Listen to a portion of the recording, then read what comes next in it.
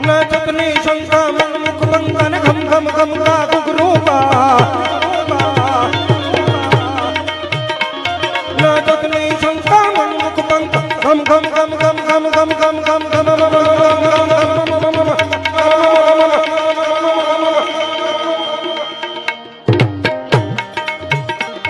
न चतनी शंका मन मुख बंकन घम घम घम का कुकरूपा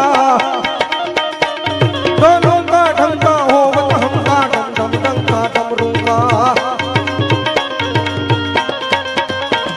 रणदूर रणंका वेद हणंका गगन सणंका गहरे सा जय देव सिद्धे सारण तले सा मगन हमेशा महेशा जी मगन रमे महेशा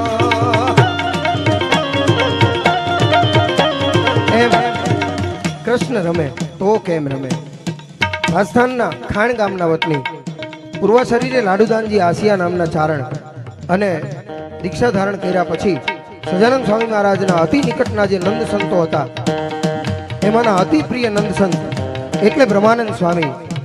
બ્રહ્માનંદ સ્વામી એ રેણંકી પ્રકારના છંદમાં લખે કે કૃષ્ણ રમે તો કેમ રમે. કાલિંદીને કાંઠે કદમના વૃક્ષની નીચે એક એક ગોપી અને એક એક કાન એ રાસ રમતા હોય તો એ રાસ લાગે કેવો એનું રાસાષ્ટક રેણંકી પ્રકારના છંદમાં બ્રહ્માનંદ સ્વામી લખે છે. સર સર પર સધર નમર તર ધન સર ખર ખર વર ધર મેલ કરે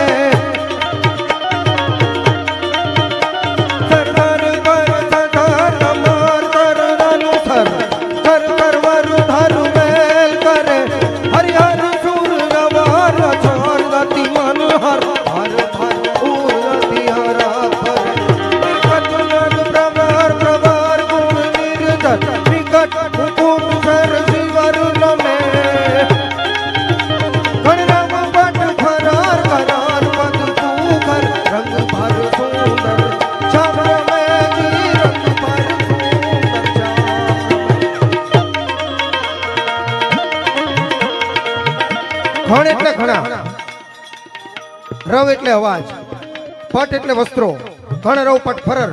ગોપી અને કૃષ્ણ એ રમતા હતા. આ બધાને એમ થાય કે તો બોલી નાખ્યું ગાઈ નાખ્યું ને મજા આવી ગઈ ધડબડ ધડબડ. એકલું ફોનેટિક્સ નથી, આ તમામ શબ્દોના અર્થ છે. ઘણ એટલે ઘણા, રવ એટલે અવાજ, પટ એટલે વસ્ત્રો. અલગ અલગ પ્રકારના વસ્ત્રો પહેરી અને ગોપીઓ કૃષ્ણની હારે રાસ રમતી વખતે જ્યારે ફૂદરડી ફરતી હતી ત્યારે ઘરર અને ફરર પ્રકારના એના ઘૂંઘરૂમાંથી અને એના વસ્ત્રોમાંથી અવાજ આવતા હતા. અને આટલા નાદની વચ્ચે આટલા અવાજની વચ્ચે રંગ ભર્યો કૃષ્ણ પરમાત્મા એ રાસ રમતો હતો. આ એક લીટીનો ખાલી અનુવાદ છે. આ અષ્ટક એટલે 64 લીટીનું થાય. હવે 64 લીટીમાં તો હવાર પડે ને